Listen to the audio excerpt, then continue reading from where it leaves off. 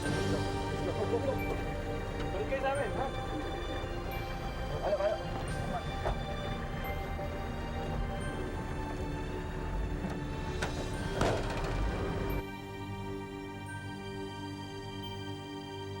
Sinabi ko na sa'yo mahirap magtiwala dyan kay Elaine. Nagsayang ka lang ng pagod. Malay naman natin kung tuta rin niya ni Ernestina tulad ni Asturias.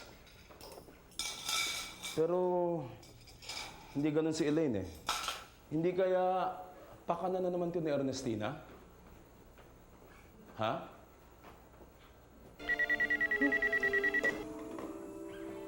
Hello? Hello?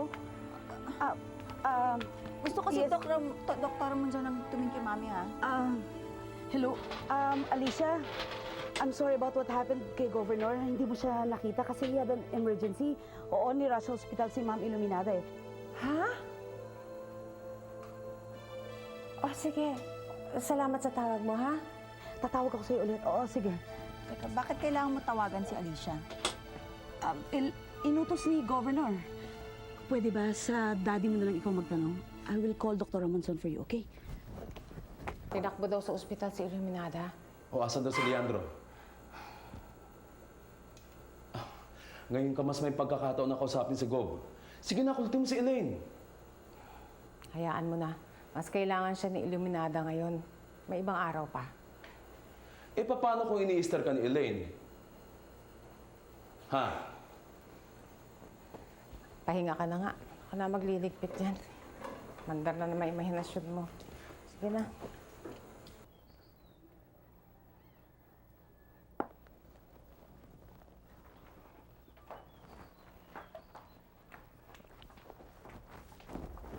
Good morning, Governor. Good morning. Good morning, Attorney. Sir, nandyan na po si Ma'am. Bakit inuwi ka agad? Siniguro ba niyong magaling na si Iluminada? Gov, binigyan na po ng clearance ni Dr. Ramonson. Si Alicia, nabisuhan mo ba? Yes, sir. Oh, good. Tawagan mo na lang at papuntahin mo dito si Alicia at Rosa Camilla. Pati na rin si Sharina at ang kanyang mga anak. Gusto ko sila makausap lahat. At yung dinner, ituloy mo na. Kailan po, Gov? As soon as possible. Kung kailan mo sila mapagtagpuan po. Sir, baka po ikasama ng loob ni Ma'am Iluminada? Mas mahalaga sa sama ng loob niya ang sasabihin ko. Oh, yes, sir. Anything else, Governor? Okay. Excuse me, Attorney.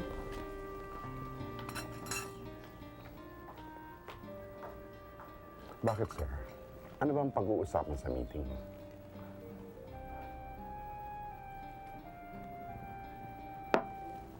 Checkmate Asturias. Paalo na naman ako.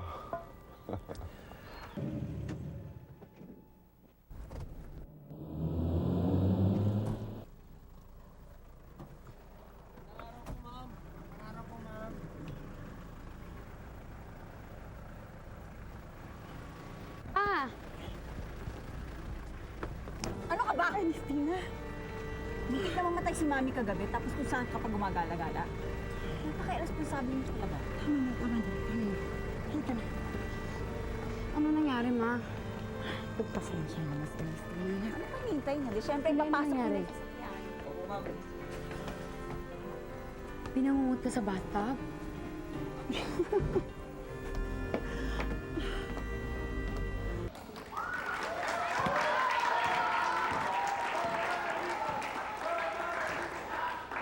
Pwede mo naman kinausap si Carlito na wala ako, diba? Tsaka, isa pa, I don't think it's a good idea na hihingi tayo ng tulong sa kanya para dun sa tinatrabaho mo para sa NGO. Ano ka ba? Friend ng mami niya ang isa sa board members ng foundation. At lahat ng may kakilala at kaibigan, basta may matutulong sa foundation, gagawa akong lapitan. Nagkataon lang si Carlito may kakilala. Tapos pag nagbigay yung grant, dahil sa tulong niya, may utang na loob pa tayo sa kanya. Anong masama? Nakatulong naman yung tao. Siya nga pala, si Carlito ang nag-spearhead ng ligang ito, di ba? Kasama yung ibang chairman SK. 36 barangay leaders yung na-organisa niya para dito. Magaling din pala siya maglaro. Medyo. Nakakailang puwis na kaya siya? 32? Crush mo siya, no? Okay ka lang? May boyfriend kaya ako. Kaya nga, kung wala kang boyfriend, crush mo nga siya. Iiwan kita dito eh. Pero magaling talaga. Kalabanan nga minsan. Ernestina, may pinaplano amo mo. Bakit pupulungin kayong lahat? At saka pinapaayos na kay Elaine ang schedule ng dinner. Asturias, di ba dapat mas alam mo? Ikaw ang kabagang ni Daddy, di ba? Anong gagawin ko? Sige. Gagawa ko ng paraan. Magagalit si Leandro pag hindi natuloy ang dinner. Matutuloy yung dinner. Pero sisiguraduhin kung hindi makakarating si Rosa Camila at ang nanay niya. I know it's a bad time, Carlito. Ito nga pala yung disket. Pakireview mo na lang yung proposal, then you can mention it to your mom. Baka magka-interest siya, matulungan kami sa kaibigan niya doon sa Philippine Business for Social Progress. Na makuha yung grant. Sige, babasahin ko.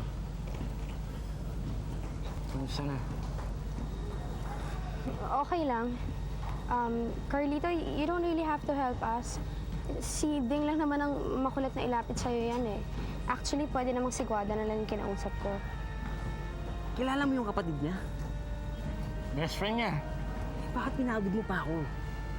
Ayoko nga eh. Kasi naniniwala ako dun sa project at alam kong kahit hindi tayo humingi ng tulong sa kanya, eh, mabibigay naman yung grant eh. Carlito, huwag mo na lang pansinin yan. May estorbo ka lang namin eh. Ano ba gusto mo gawin ko?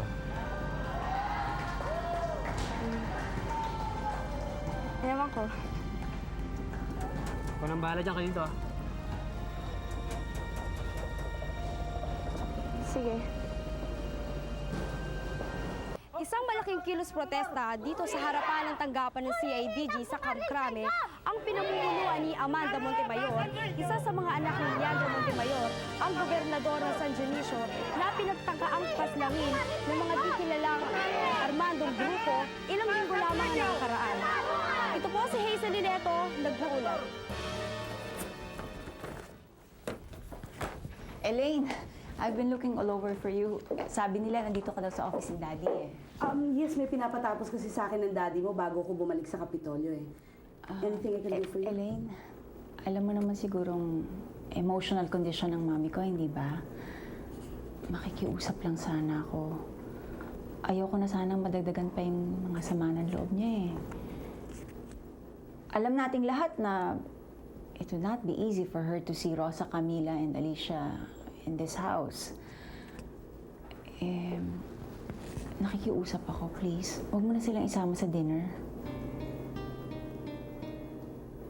Anong sasabihin ko pag hinarap sa akin si Alicia at si Rosa Camila? You can come up with a lot of excuses. Please, nakikiusap ako. Marunong din naman ako makisama eh. Alam ko na ikaw ang sumasagot ng pang-chemotherapy ng mami mo. Yung mami mo may cancer. Malaking gastos nun every week, di ba? Sana kahit papano makatulong sa'yo to.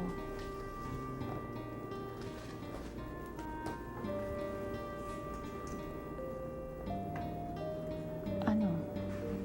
Kasahan kong tulong mo, ha? Good morning, Ernestina. May problema ang resort sa San Pascual. Ikaw daw muna ang pumunta doon, sabi ni Gov. Elaine.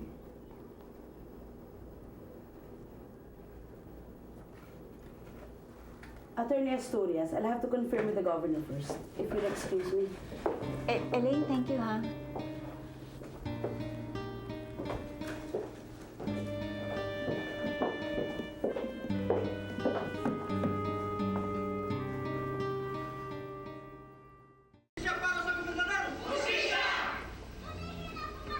Bayaran daw pa ang mga taong kasama nyo ngayon dito. Hindi sila bayaran. Puso po nila ang nagdala sa kanila. Duda ba kayo sa ating pamahalaan at sa mga pulisya kaya kayo dito? Justice. Justice ang nagdala sa amin dito. Justice is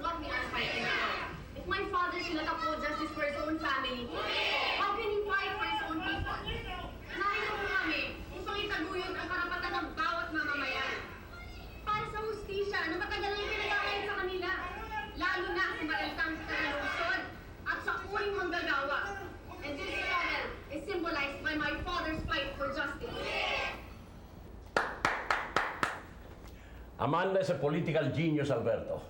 Bakit di ka tumulad sa kanya? Ano na yung status ng investigasyon ng kaso?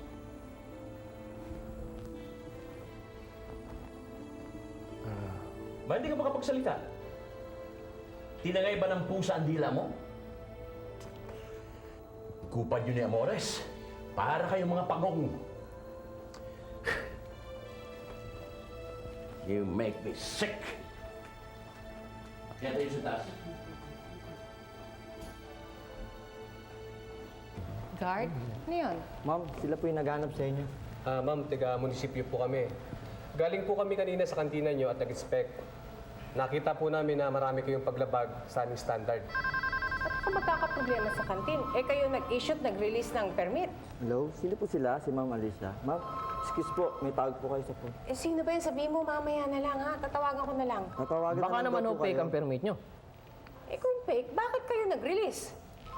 At pag napatunayan po natin na peke ang permit nyo, mananagot po kayo.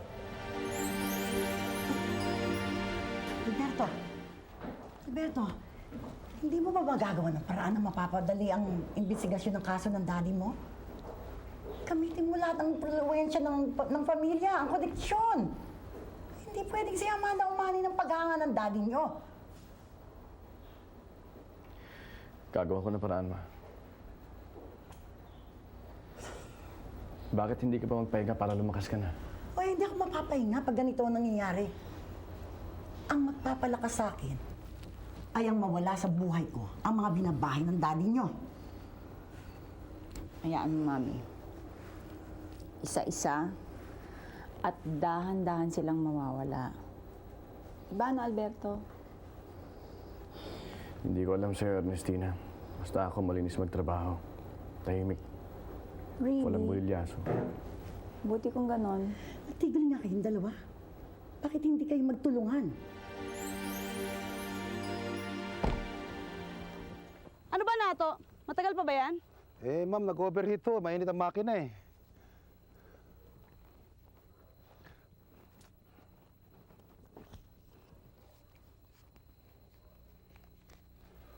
Nananadya ka ba?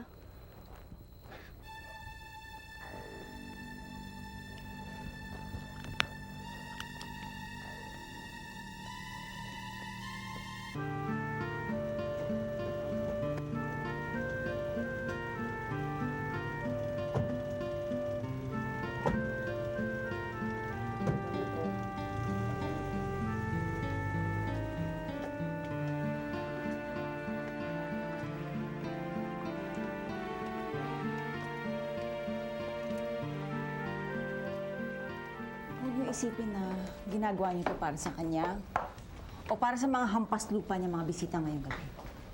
Ginagawa niyo ito para sa amin ni Alberto, sa amin ni Paloma, at higit sa lahat, para sa inyo. Huwag kayong mag-alala, Mama. Darating ang araw, mawawalan din tayo ng mga kahati. At hindi niyo nakakailanganin pang magtiis para sa kanya. Pinapangako ko, ipaghihiganti ko ang bawat sama ng loob ninyo.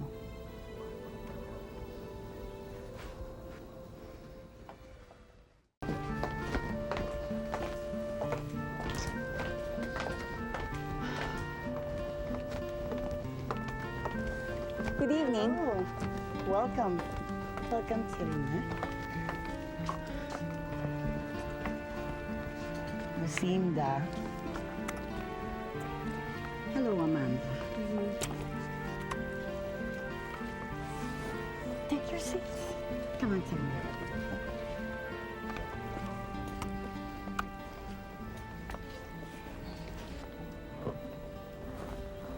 Good evening, Amanda.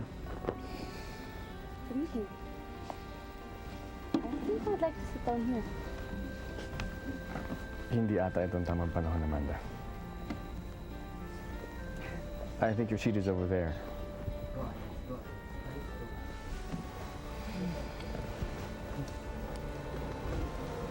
Oh, let me take you to your seat.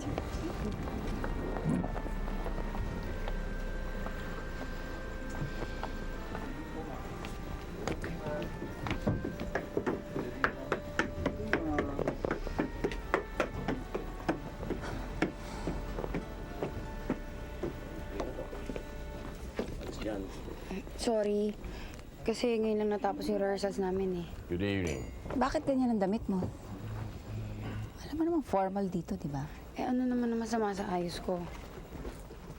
Walang kaso sa suot ni Paloma. Hello, Dad. Hello.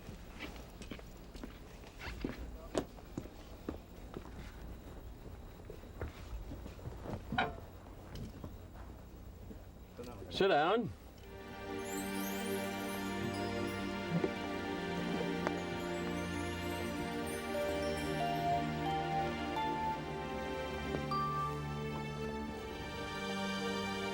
Hello.